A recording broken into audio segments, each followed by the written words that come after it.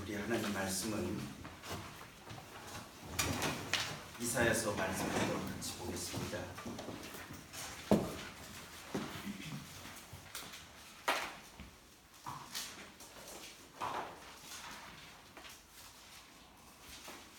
이사야서 2장 1절부터 4절을 우리 한 절씩 교독하겠습니다.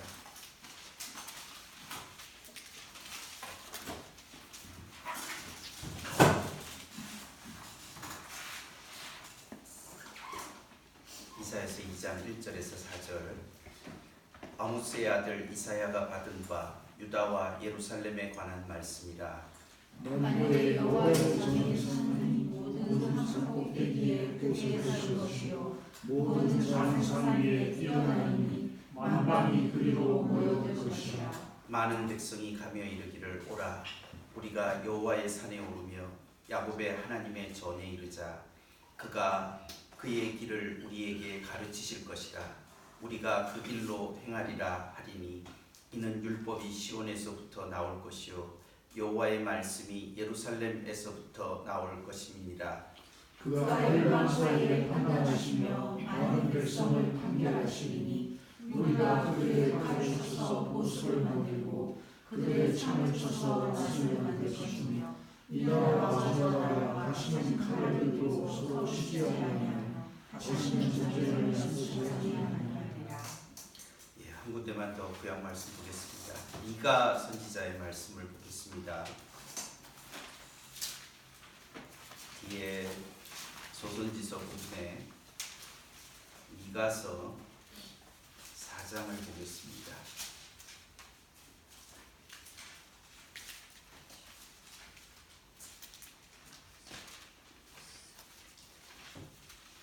미가서 4장 1절에서 5절입니다.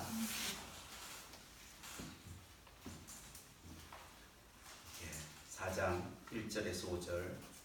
끝날에 이르러는 여호와의 전에 산이 산들의 꼭대기에 굳게 서며 작은 산들 위에 뛰어나고 민족들이 그리로 몰려갈 것이라. 곧 많은 이방 사람들이 가며 이르기를 보라 우리가 여호와의 산에 올라가서 야곱의 하나님의 전에 이르자. 그가 그의 율을 가지고 우리에게 가르치실 것이니라. 우리가 그의 율로 행하리라 하시니 이는 율법이 시온에서부터 나올 것이요 여호와의 말씀이 예루살렘에서부터 나올 것이니라.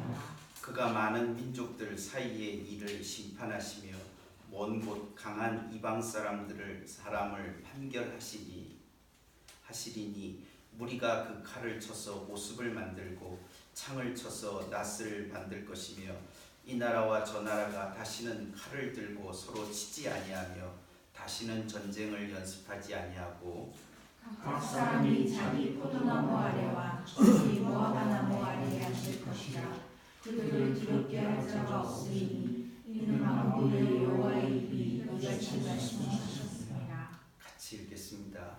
만민이 각각 자기의 신의 이름을 의지하여 행하되 오직 우리는 우리 하나님 여호와의 이름을 의지하여 영원히 행하리로다.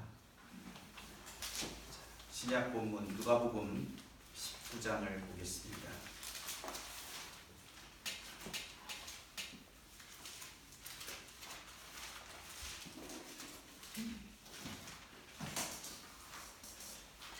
장 28절에서 48절을 한 절씩 교독하겠습니다. 누가복음 19장 28절에서 48절 말씀입니다. 예수께서 이 말씀을 하시고 예루살렘을 향하여 앞서서 가시더라. 감람나무라는 산중에 있는 백과대와 베다니에 가까이 가셨으니 제자 중 둘을 거시며 이르시되 너희는 맞은편 마을로 가라. 그리로 들어가면 아직 아무도 타보지 않은 나귀 새끼가 매어 있는 것을 보리니 풀어 끌고 오라. 만일 너가 너희에게 어찌하여 그느냐 묻거든 말하기를 주가 쓰시겠다 하시니 보내심을 받은 자들이 가서 그 말씀하신 대로 만난지라. 나귀 새끼를 그때 그 인자들이 이르되 어찌하여 나귀 새끼를 하느냐. 대답하되 주께서 쓰시겠다 하고 그것을 예수께로 가져와서 그들의 겉옷을 날씨 위에 펼쳐놓고 예수를 태우니 가실 때에 그들이 자기의 겉옷을 길에 펴더라. 이미 감사선 내리막길에 가까이 오시네 제자의 온 무리가 자기들이 본 바 모든 능한 일로 인하여 기뻐하여 큰 소리로 하나님을 찬양하여 이르되 찬송하리로다. 주의 이름으로 오시는 왕이여 하늘에는 평화요 가장 높은 곳에는 영광이로다 하니 무리가 어떤 바리새인들이 말하되 선생님이여 당신의 제자들을 책망하소서 하거늘 대답하여 이르시되 내가 너희에게 말하노니 만일 이 사람들이 침묵하면 돌들이 소리 지르리라 하시니라. 가까이서 성을 보시고 오시며 이르시되 너도 오늘 평화에 관한 일을 알았더라면 좋을 뻔하였거니와 지금 내 눈에 숨겨졌도다. 나를 들자 내 원수들이 도를 쌓고 너를 둘러서 사명을 받고 또 너와 및 그 가운데 있는 내 자식들을 땅에 메어치며 돌 하나도 돌 위에 남기지 아니하리니 이는 내가 보살핌 받는 날을 알지 못함을 인함이니라 하시니라. 성전간에 들어가서 점점 저들을 내쫓으시며 그들에게 이르시되 기록된 바 내 집은 기도하는 집이 되리라 하였거늘 너희는 강도의 소굴을 만들었도다 하시니라. 예수께서 날마다 성전에서 가르치시니 내 제사장들과 서기관들과 백성의 지도자들이 그를 죽이려고 회하되 같이 읽겠습니다. 백성이 다 그에게 귀를 기울여 들으므로 어찌할 방도를 찾지 못하였다. 그리스도 안에 사랑하는 성도 여러분, 오늘 우리가 읽은 구약과 신약의 말씀을 가지고 평화와 복음이라고 하는 제목으로 같이 말씀을 나누려고 합니다. 이런 평화에 관한 이야기를 생각하게 된 것은 올해가 한국전쟁 70주년이 되는 해이기도 합니다. 그리고 또 제가 관계하고 있는 목회자들 포럼에서 평화에 관한 주제를 가지고 한 해 동안 생각을 한국교회의 과제가 무엇일까? 평화라고 하는 것을 하나님의 말씀은 어떻게 우리들에게 전달을 해주고 있는가? 이런 것들을 생각해 보면서 같이 한번 성경에서 평화를 어떻게 말하고 있는지 오늘 같이 나누면서 생각을 좀 해보려고 합니다. 평화라고 하는 것이 이런 국가 간의 관계에 있어서 일어나기도 하고 또 우리의 개인적인 삶이나 혹은 가정사나 혹은 또 여러 관계들 속에서도 평화라고 하는 것은 중요한 주제가 되어질 수가 있습니다. 그래서 이 평화라고 하는 것이 어떻게 이해되어지고 있고 또 평화를 어떻게 만들어갈 수 있는지 같이 한번 성경을 보면서 생각을 하는 시간을 가지려고 합니다.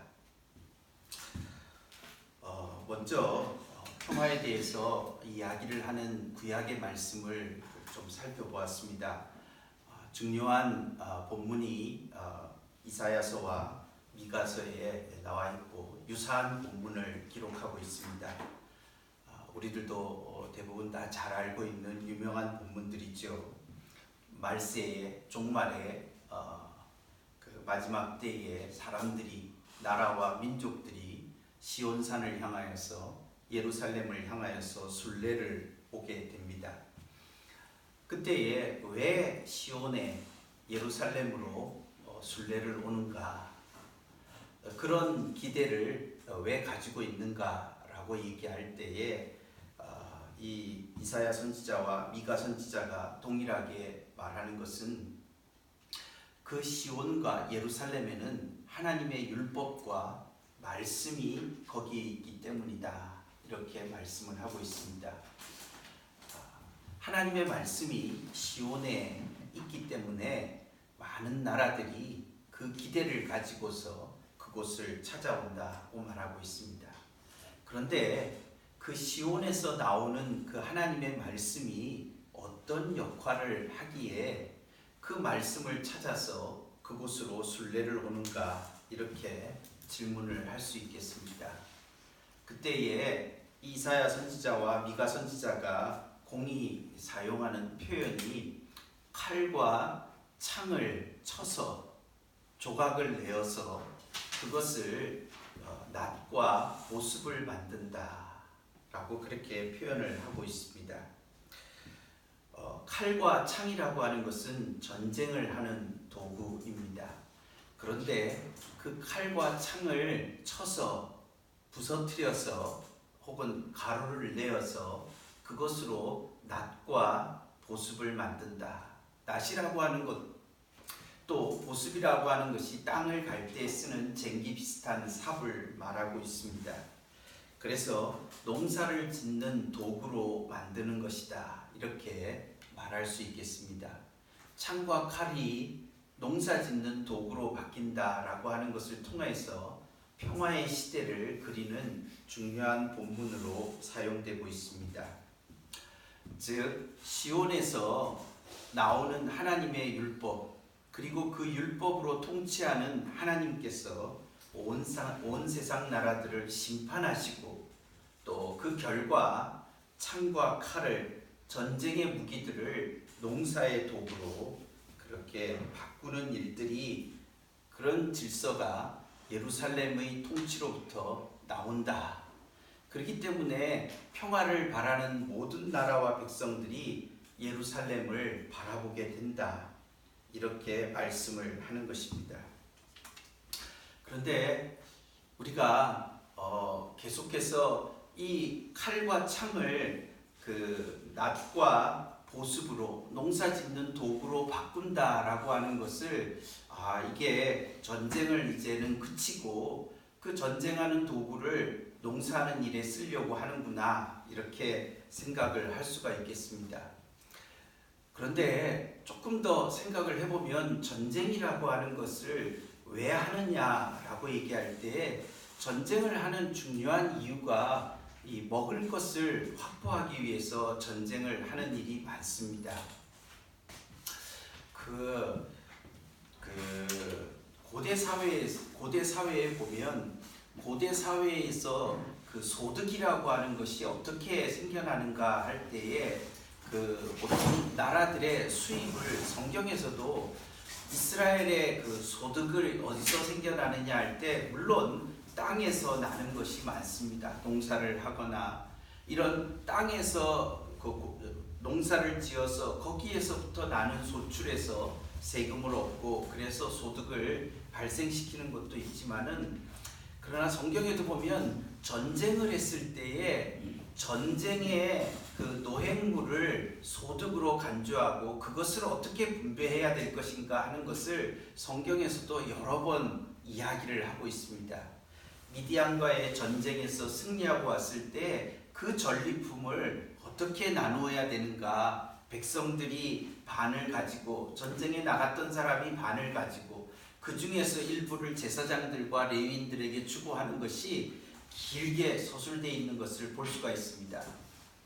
다윗이 전쟁터에 나갔다가 그 바벨론과의 블레셋과의 싸움에 혹은 블레셋 편에 서서 사울과의 싸움에 나가려고 했다가 그 전쟁을 치르지 못하고 왔을 때 아말렉이 그 자기의 남아있는 가족들과 모든 재산들을 다 훔쳐갔습니다. 그때 다윗이 전쟁터에 그 아말렉을 쳐서 그 전리품을 가지고 왔을 때에 이 전리품을 어떻게 나누어야 되는가 하는 분쟁이 생겼습니다. 남아있는 사람과 전쟁에 나간 사람이 전리품을 어떤 식으로 분배해야 제대로 잘 분배해야 되는가 하는 것을 그 문제를 정리해 놓은 것이 다윗의 중요한 규범이 되어진다 하는 말씀을 우리가 들을 수 있습니다. 이 말은 고대 사회에 있어서 중요한 그 수입이 무엇인가 라고 얘기할 때 농사를 해서 땅에서 나오는 것뿐만 아니라 전쟁을 해서 약탈을 하게 되고 전리품을 얻게 되는 것을 통해서 소득의 상당한 부분들을 해결해 나갔다 이렇게 말할 수 있습니다. 소위 로마의 평화라고 하는 그 평화가 유지되기 위해서 얼마나 많은 안정된 곡식들이 주변에 있는 나라로부터 공급되어질 수 있었는가 하는 것을 조금만 읽어도 잘 알 수가 있습니다. 그래서 우리는 칼과 창이라고 하는 것이 왜 필요한가, 칼과 창이 왜 필요한가 라고 얘기를 했을 때 그것을 통하여서 약탈을 하고 전리품을 얻고 하기 위해서 필요한 것인데, 그것을 낫과 보습으로 바꾼다라고 하는 것은 스스로가 그 농사를 지어서 거기에서부터 나오는 소득을 가지고 살아갈 수 있는 세상으로 바뀌는 것을 말하고 있습니다. 그럼으로써 이 약탈과 전쟁이라고 하는 것들이 사라질 수 있는 그런 시대를 약속을 하고 있습니다. 우리가 그런 세상을 바라볼 때에 하나님이 원래 창세기 1장에서 생각하신 세상이 어떤 세상이었습니까? 하나님 보시기에 좋은 세상이라고 하는 것은 어떤 세상이 선한 세상인가 하는 것을 이야기할 때 그것은 먹을 것이 제대로 공급되는 그런 세상이었습니다. 그래서 하나님의 형상인 사람이 하나님께서 주신 것을 가지고서 잘 다스려서 그것으로 먹을 것을 사람들에게, 짐승에게 공급해내는 그런 선한 세상을 우리가 볼 수가 있습니다. 하나님께서 이 지금 이사야나 미가 선지자 시대 때에 종말의 세상이 어떤 세상이 도래할 것이냐라고 얘기를 했을 때 자기의 손으로 수고한 것을 가지고 먹을 수 있는 세상, 그런 세상이 도래하는 것을 평화의 시대다 이렇게 이야기를 하고 있습니다. 우리가 미가서에 보면 조금 더 이런 의미를 조금 더 강화시켜주는 본문을 볼 수가 있습니다. 여러분들이 우리가 미가서의 말씀을 읽었는데 다시 찾으려면 참 그렇죠.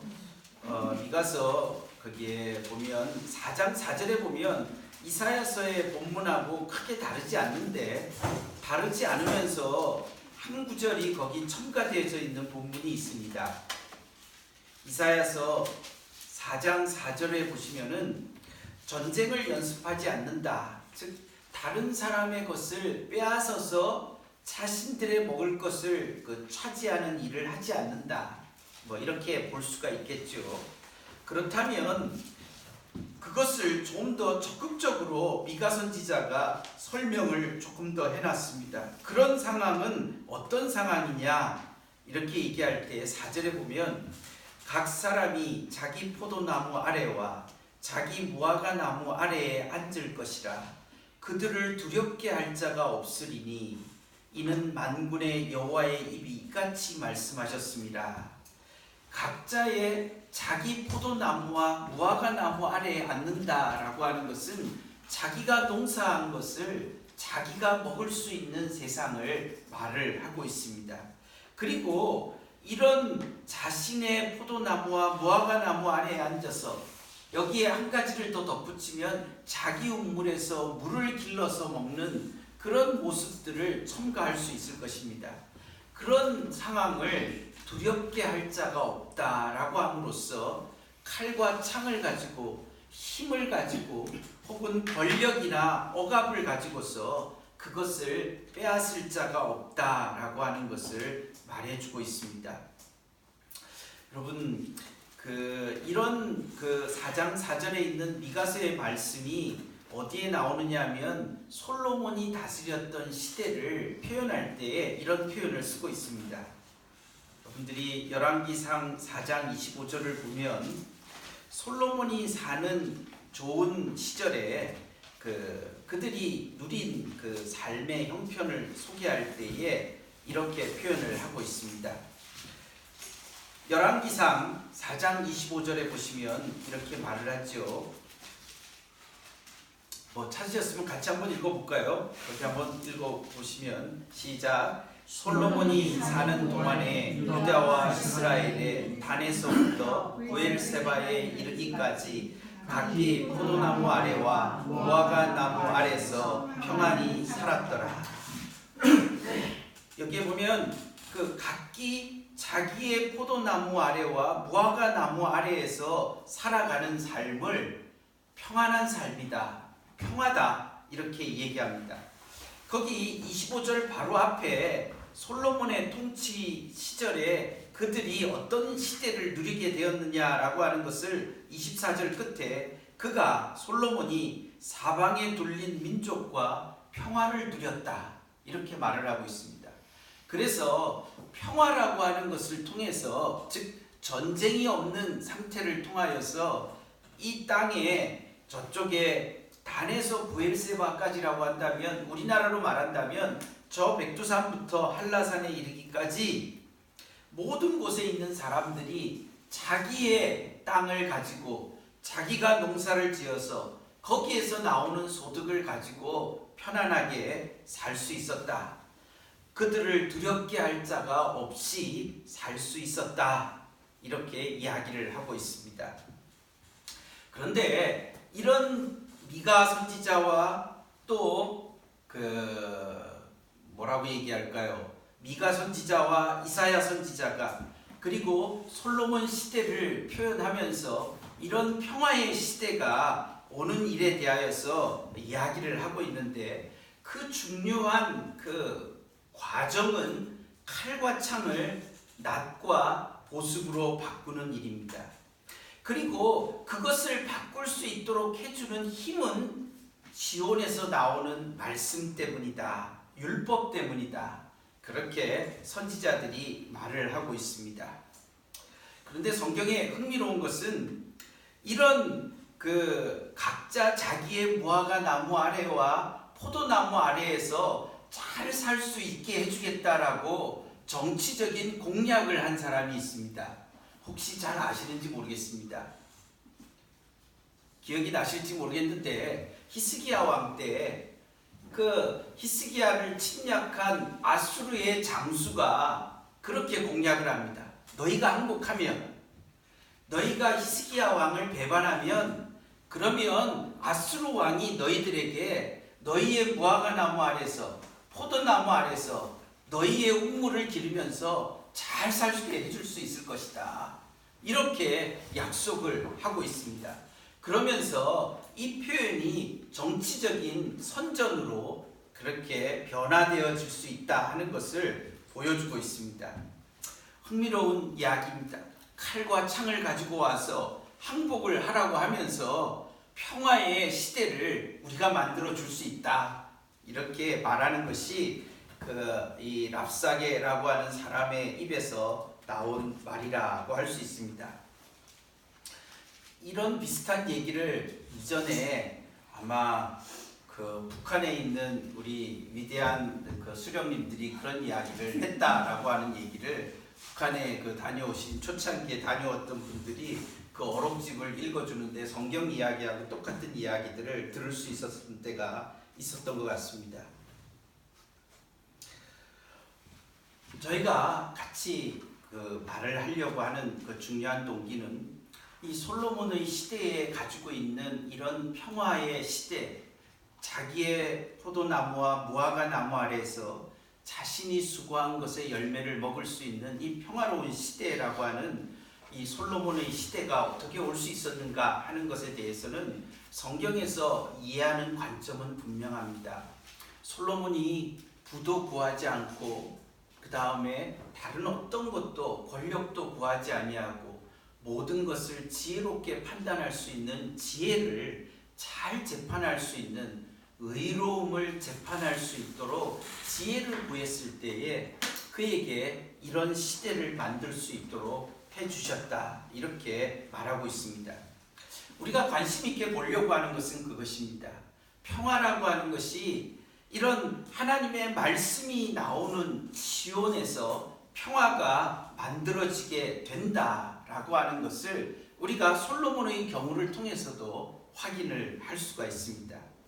그래서 참된 지혜, 하나님을 경외하는 지혜, 하나님을 바로 섬기는 지혜가 의를 만들어내고, 그런 의로움이 구체적인 평화들을 이 땅에 가지고 온다라고 하는 것을 구체적으로 보여주고 있고, 선지자들은 그 그런 과정들을 일반화해서 왜 종말에 많은 나라들이 예루살렘으로 오게 되는가? 그것은 그곳에 있는 하나님의 말씀이, 율법이 온 세상을 판단하고 거기에서부터 평화의 시대를 열어갈 수 있는 길이 있다라고 그렇게 우리에게 가르쳐주고 있습니다. 실제로 그런 시대가 도래된 모습을 이사야 선지자는 이사야 11장에 가면 9장을 거쳐서 11장에 가게 되면 평화동물원이라고 하는 동물원의 그림을 그려주는 것을 알 수가 있습니다. 우리가 이사야서 9장에 나와 있는 그 한 아기가 태어나게 됨으로써 그 아기는 평강의 왕이다, 평화의 왕이라고 그렇게 이름을 붙여주게 됩니다. 그 평화의 왕이 만들어내는 세상이 결국은 평화로운 동물원의 그림을 11장에서 말을 해주고 있습니다. 평화로운 동물원이라고 하는 것은 물론 뱀의 구멍에다가 어린아이가 손을 넣고 곰과 양이 같이 뛰어놀고 그런 많은 것들이 있지만은 중요한 표현이 거기에 같이 생각해 볼 만한 표현이 뭐냐면 사자가 소처럼 풀을 먹는다라고 하는 말씀입니다. 사자가 소처럼 풀을 먹는다라고 얘기를 함으로써 다른 사람을 약탈하고 죽이고 빼앗는 것이 없는 모습을 평화로운 시대가 주는 모습으로 그려놓고 있기 때문에 칼과 창을 낫과 보습으로 바꾼다라고 하는 말씀과 일치되는 그림을 그려놓고 있습니다. 의로운 왕의 통치가, 그리고 그가 하나님의 말씀에 합당한 지혜를 가지고서 만들어내었을 때 거기에 평화로운 통치가, 세상이 그려진다, 이렇게 말을 하고 있습니다.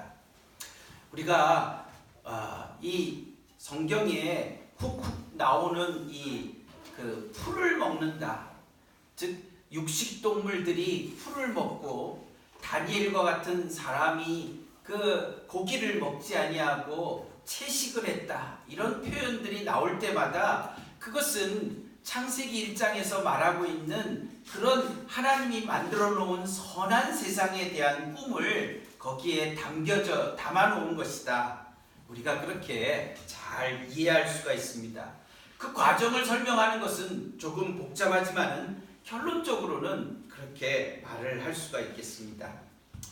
자, 그래서 우리가 정리를 해볼 수 있는 것은 이 이사야 선지자와 미가 선지자를 통하여서 우리에게 이 평화로운 시절, 약탈이 없고 자기가 노력한 것을 자기가 수고해서 그것을 먹고 함께 지낼 수 있는 평화로운 시대는, 그것은 시온에 계신 하나님의 통치를 받고 그리고 그분의 말씀을 통하여서 다른 사람을 약탈하는 도구를 자신의 수고를 위한 도구로 바꾸어낼 수 있는 그 말씀과 다스림의 힘이다, 이렇게 정리를 해볼 수 있겠습니다.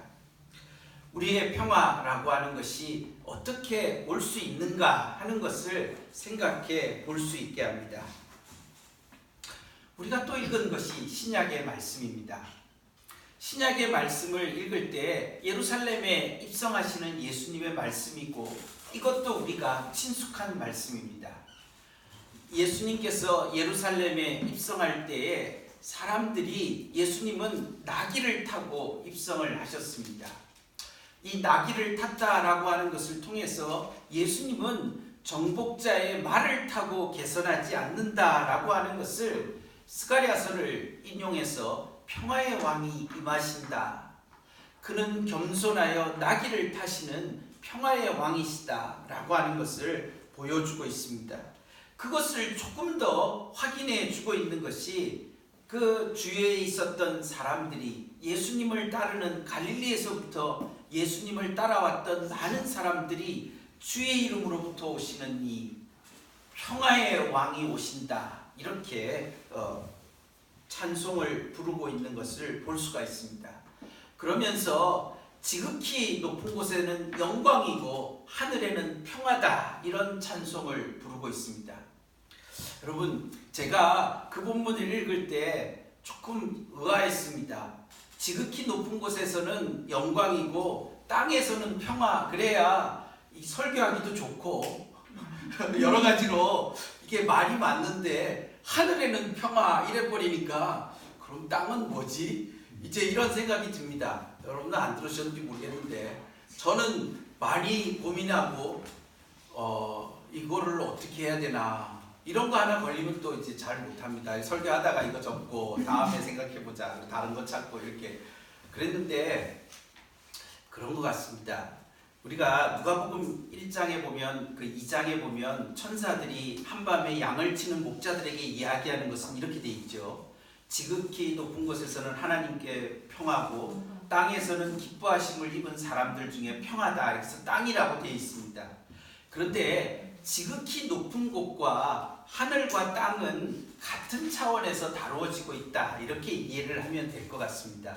즉 지극히 높은 곳과 하늘은, 우리가 생각했을 때 하늘은, 그러니까 지금 무슨 말이냐면 누가복음 2장에서도 대조가 되고 있는 건 뭐냐면, 지극히 높은 곳에서 하나님께 영광이고 땅에서는 평화다라고 말하는 것이나, 지극히 높은 곳에 지금 이 19장에서 찬송하는 사람들이 지극히 높은 곳에는 영광이고 그리고 하늘에서는 평화다라고 하는 말이 쓰여져 있는데, 이때에는 지극히 높은 곳과 대조되는 하늘이나 땅이나 천지는 같은 곳이다, 이렇게 이해를 하면 그 편안하게 이해할 수 있을 것 같습니다.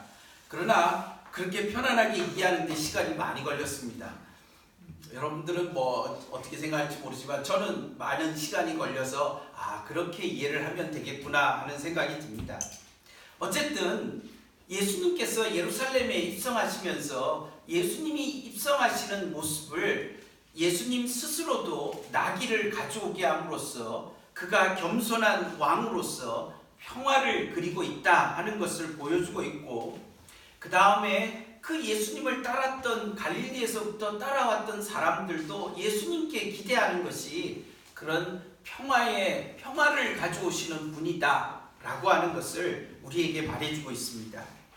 그런데 조금 더 이것을 강화시켜주는 중요한 말씀이 누가복음 거기 19장에 보시면 예수님이 직접 하시는, 즉 예수님의 어떤 몸으로 표현하는 것도 있고 주변의 사람들이 예수님에 대한 기대를 가지는 것도 있지만은, 그러나 예수님이 직접 이런 표현을 하고 있는 것을 들을 수 있습니다.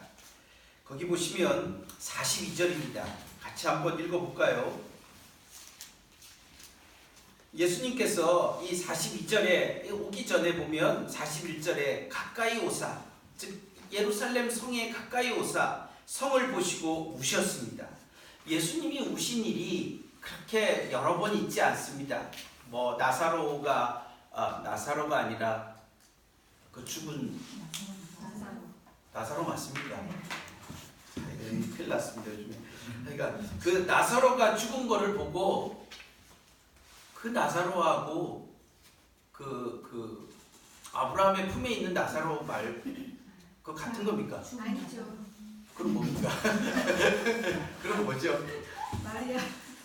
마리아의 오빠나 누이 그 사람은 뭡니까?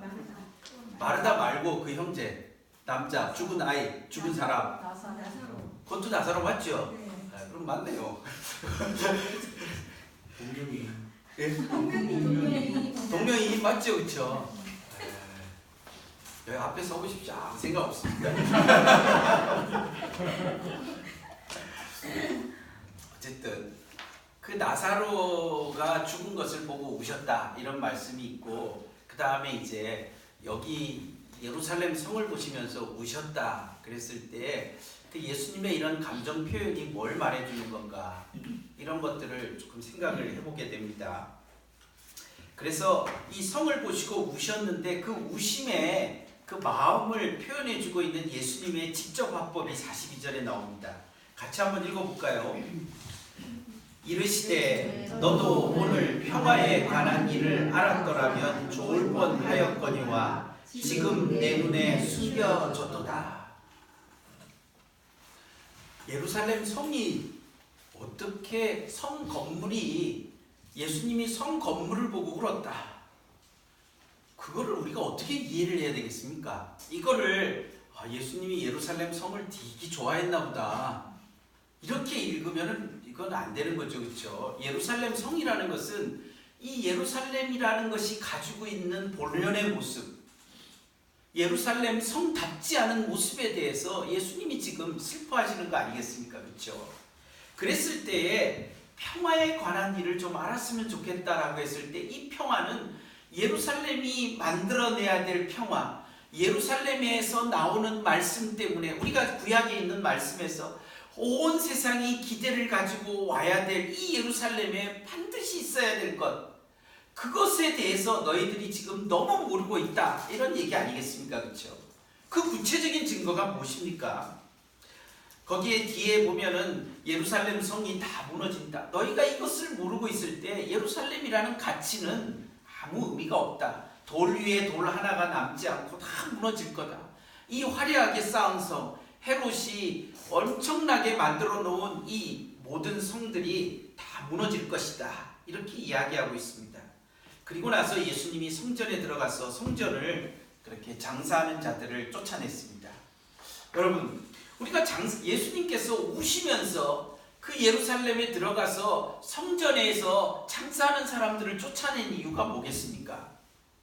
평화에 관한 일을 알았으면 좋겠다라고 얘기하시면서 그 장사하고 있는 성전에 들어가서 그 성전을 쓸어버리셨던 이유가 무엇인가? 평화에 관한 일이, 그들이 지금 이 성전 안에서, 예루살렘 안에서, 그 예루살렘이라고 하는 것의 중심은 뭡니까? 예루살렘의 의미는 왜 의미가 있습니까? 거기 성전이 있기 때문 아니겠습니까? 누구나 알고 있는 것처럼 그 성전에서 일어나는 일이 강도의 소굴이, 기도하는 집이 아니라 강도의 집이 되고 있다. 이렇게 예수님이 평가하고 있습니다. 이 말이 무엇입니까? 우리는 이사야서와 미가서를 읽었을 때에 말하고 있는 이 칼과 창이라고 하는 것이 무엇입니까? 약탈입니다. 소위 말해서 남의 것을 빼앗는 거 아니겠습니까? 전쟁은 국가 간에 선전포고를 한다는 그 이유 하나와 명분이라는 것이 있지만은 결국은 그 사람의 것을 빼앗는, 그 나라의 것을 빼앗는 강도와 같은 일을 하고 있는 것이다. 이렇게 말할 수 있지 않습니까? 그런데 예루살렘이 가지고 있는 특징은 그곳에서 은혜를 구하는 곳이 되어야 된다는 게 기도하는 집이라는 말이죠. 기도하는 집, 예루살렘이 가지고 있는 가장 존귀로운 가치는 뭐냐? 거기에는 다른 사람의 것을 빼앗거나 다른 사람의 것을 등쳐먹거나 약한 사람들을 후려치거나 그렇게 해서 안 된다는 것입니다. 그런데 그런 일들이 공공연하게 자행되어지고 있는 한 구체적인 모습, 그런 모습을 장사하는 현실을 통해서 이야기를 하고 있습니다. 명분이 다 있었을 것입니다. 멀리서 어떻게 그걸 가져오냐? 구약 율법에도 돈으로 바꾸어서 가져올 수 있게 했지 않느냐? 그거를 실제적으로 잘 도와주기 위해서 성전이 이런 일을 하는데 네가 뭘 그렇게 화를 내냐? 이렇게 말을 할 수도 있는데 그 중심에 있는 그 중심은 강도의 소굴이 되었다. 이렇게 말하고 있습니다. 예수님이 이 말씀을 하신 것은 이사야서 58장을 인용하는 것이죠. 56장 에레미야서를 인용하는 것이죠. 이 예레미야 선지자를 인용하면서 강도의 소굴이 되었다. 이렇게 얘기를 하고 있습니다. 즉 하나님의 은혜가 머물러야 될 자리가 이익의 자리들로 바뀌어져 있는 현실들에 평화가 있지 않다. 이렇게 얘기를 하고 있습니다. 하나님의 말씀이 가지고 있는 이 예수님의 행위를 통해서 예수님이 예루살렘을 보고 울었던 이유가 무엇이냐 하는 것을 예수님의 행동을 통해서 우리가 알 수가 있습니다. 그것은 은혜의 집으로 머물러야 될 곳이, 하나님의 은혜가 있어야 될 자리들이 여전히 욕심과 탐욕과 이익과 그리고 그것을 지켜내기 위해서 미워하고 다투고 싸우고 하는 그 모든 현실이 있는 자리로 바뀌어버린 이 성전의 초라한 모습들로 인해서 예수님께서는 우시고 계셨다. 이렇게 우리들에게 말을 해주고 있습니다. 평화가 어떻게 올 수 있는가 하는 것에 대해서 예수님은 기도를 통해서 은혜를 구하는 것을 통해서 하나님으로부터 주어지는 말씀의 순종함을 통하여서 평화가 이 땅에 올 수 있다는 것이고, 예수님은 그 말씀에 순종해서 지금 그 거리로 들어가고 있습니다. 이것은 조금 더 적극적으로 얘기하면 우리가 요한복음 2장에 나와 있는 성전 청결 사건과 비교를 해보면 이 성전을 헐라 내가 사흘 만에 일으키리라 라고 얘기하는 것을 통하여서 예수님은 진짜 성전이 자신이라는 것을 말해주고 있습니다. 이 땅에 오셔서 이 땅에서 이제 십자가의 길을 걸어가시는 것을 통해서 하나님의 은혜를 담아내는 그 자리에서 나를 영접하는 곳에 임하게 되는 평화에 대하여서, 그래서 지금 너희에게 감춰져 있다라고 얘기하는 것은 예수 그리스도를 알지 못하고 예수 그리스도를 통해서 우리의 가운데에서 펼쳐지는 하나님의 말씀이 이 예루살렘에서 솟아나오는 일들을 막고 있는 일들에 인해서 그 모든 것들이 다 돌 위에 돌 하나도 남기지 않고 다 사라질 것이라고 말하고 있습니다. 사람들이 저는 언젠가 말씀을 드렸는지 모르겠는데 제가 진주에서 목회하고 있는 그럴 때에 그 선배 목사님, 교단 정치를 좌지우지했던 그런 목사님들이 이런 얘기를 했습니다. 우리 신학교가 드디어 천안에다가 신학교를 저렇게 웅장하게 짓지 않았습니까? 그 신학교를 짓고 고신총회관을 저 반포에다가 저렇게 짓고 그 다음에 응급재단도 만들고, 그래서 목회자 응급에 대해서 이런 것들을 다 토대 기반들을 놨습니다. 아주 중요한 제도적인 기반들이죠. 그러면서 우리 고신교단은 영원한 반석 위에 서 있다, 이런 식으로 표현을 했습니다. 그러고 나서 그 학교법인 부도가 났습니다. 이게 우리에게 있어서, 그런데 그 말을 했던 사람은 그 학교 법인에서 사채놀이 하면서 이자를 제일 많이 받아갔던 사람이었습니다. 그런 지금 와서 생각해 보면 정말 다양한 감회가 서려 있습니다. 한국교회가 막 팽창을 하면서 이 건물을 어떻게 지을 것이냐, 이 외적인 토대가 얼마나 중요한 것인가, 이런 이야기들을 하는 그런 이야기들 속에 나온 한 흐름의 맥을 지니고 있습니다. 우리가 하나님의 평화라고 하는 것, 하나님의 참된 은혜가 하나님의 교회에 주어져 있어야 된다라고 하는 것에 대해서 교회가 가지고 있어야 될 것이 무엇인가, 이런 것들을 깊이 생각해 보게 하는 그런 사건이었고, 돌이켜 볼 때마다 계속 되뇌이게 되는 그런 사건입니다. 우리는 예수님께서 지금 입성을 하시면서 우리가 이 예수님이 입성하시는 장면들을 통하여서 평화라고 하는 말을 여러 번 이야기를 하는 것을 들을 수 있습니다. 예수님 스스로가 나귀를 타셨고, 갈릴리에서부터 예수님을 따르던 사람들이 평화의 일을 이야기하고, 그리고 예수님 스스로가 예루살렘의 눈에 감추어진 평화를 말하고 있음으로써 예수님이 예루살렘에 입성하신 것은 평화의 일을 이루기 위하신 것이다, 이렇게 말할 수 있겠습니다. 우리는 예수님이라고 하는 이분과 예루살렘이 가지고 있는 이 평화에 대한 구약의 메시지들이 어떻게 하나가 될 수 있는가 하는 문제를 조금만 더 생각해보고 말씀을 정리하려고 합니다. 우리가 자기의 무화과 나무 아래와 포도나무 아래에서 편안히 살아가는 그런 시대를 그리는 구체적인 구약의 그림이 있는데, 그것을 희년이라고 얘기합니다. 희년이 되면 모든 종이 되었던 사람이 자기 집으로 돌아갑니다. 그리고 모든 부채들이 탕감이 되어집니다. 뭐 노예로 종으로 살던 사람은 부채가 있기 때문에 그렇게 자기 집에 돌아갈 수 있는 것이죠. 부채가 다 해결됐기 때문에. 그리고 잃어버렸던 자기 땅도 50년이 되니까 다시 돌아가게 됩니다. 그러면 희년이라고 하는 것은 뭐냐면 자기의 땅에서 자기의 식구들이 모여서 함께 그곳에서 자기의 포도나무와 무화과나무를 경작하고 거기에서 나오는 것을 함께 먹을 수 있는 그런 시대가 도래하는, 그야말로 솔로몬의 평화의 통치가 이루어지는 때다, 이렇게 말할 수 있겠습니다. 그런데 우리가 레위기의 말씀에 보면 레위기의 모든 내용은 두 가지의 축으로 정리될 수가 있습니다.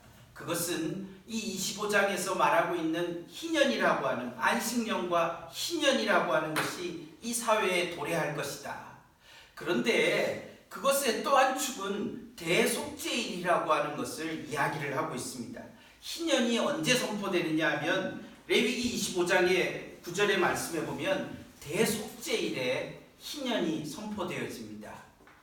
모든 레위기에 나와 있는 제사들, 정구정의 원리들, 그 모든 것들은 대속죄일을 위해서 기록이 되어 있다라고 해도 과언이 아닙니다. 그런 중심이 되는 의식의 중심에 이 대속죄일을 통해서 이스라엘 백성 전체는 성전이 부정에서부터 놓여지고 이스라엘 백성들이 부정에서부터, 죄에서부터 해방이 되어지는 날입니다. 깨끗게 되는 대속의 날이라고 말할 수 있습니다. 그 대속의 날에 그들의 삶의 평화가 도래하게 된다고 레위기서가 우리에게 말을 해주는 것입니다. 우리는 누가복음에 대하여서 생각할 때에 수요일마다 누가복음을 읽어오면서 누가복음에서 우리가 읽을 수 있는 것은 예수님의 이 복음이라고 하는 것이 어떤 언어로 번역되어져 있느냐, 그 예수님의 복음이 은혜의 해가 도래하는 것으로 우리가 배웠습니다. 그렇게 안 배웠나요? 벌써 2년째가 다 돼가는데 80회였는데 이번 주일에 보니까 80번 동안 반복하면서, 물론 뭐 제가 그 누가복음을 얼마나 잘 알겠습니까? 뭐 이래가 또 갈짓자로 가기도 하고 그렇게 하기도 하지만은, 그러나 메인 중요한 가면서 분명하게 우리가 심지를 가졌던 누가복음의 중심은 뭐냐? 그것은 은혜의 해가 도래했다는 것을 예수님이 구체적으로 표현해 주시는 것이죠. 즉 희년이 도래했다는 것입니다. 즉 평화가 도래했다는 것을 말해주는 것이죠. 그런데 그 평화가 누구를 통해서 도래하느냐? 예수님이 예루살렘에 입성하시면서 평화에 관한 일을 모르고 있는 것은 예수님을 모르고 있는 일과 연결이 되어져 있습니다. 예수님께서 평화를 가지고 오신다는 것을 말하고 있습니다. 어떤 예수님입니까? 십자가에서 우리의 모든 죄를 짊어지고 우리의 모든 부정한 것과 우리의 모든 불의한 것들을 짊어지신 것을 통해서 우리에게 은혜의 해가 도래하게 되었다라고 우리에게 가르쳐주고 있습니다. 오늘 우리가 이런 말씀을 통하여서 예수님께서 예루살렘에 들어가시면서 평화를 말씀하실 때에 오늘 우리는 예수님을 잘 믿는다고 하는 것이, 예수님을 잘 믿고 의지하고 순종하고 살아간다고 하는 것이 우리의 삶 속에서 하나님의 은혜를 구하는 것이고 복음의 참된 위로를 바라보면서 살아가는 것이고, 또한 그것이 구체적으로 우리의 삶의 평화를 만들고 우리의 관계들의 평화를 만들고 세상의 평화를 만드는 진짜 힘이라고 하는 것을 우리가 다시 한번 정리를 할 수가 있겠습니다. 오늘 우리가 계속해서 우리의 삶을 살아갈 때 어떤 성자가 노래한 것처럼 우리를 평화의 도구로 사용해 달라라고 그렇게 기도하는 찬송을 우리가 때로 부르기도 합니다. 우리의 삶이 예수 그리스도의 이 평화의 말씀을 가지고 그 십자가와 부활의 복음을 가지고서 우리의 삶이 우리의 주변들 속에서 만들어야 될 이 평화들을 잘 견지하고 그렇게 걸어갈 수 있는 우리 성도들이 되시면 좋겠습니다. 이 말씀을 기억하면서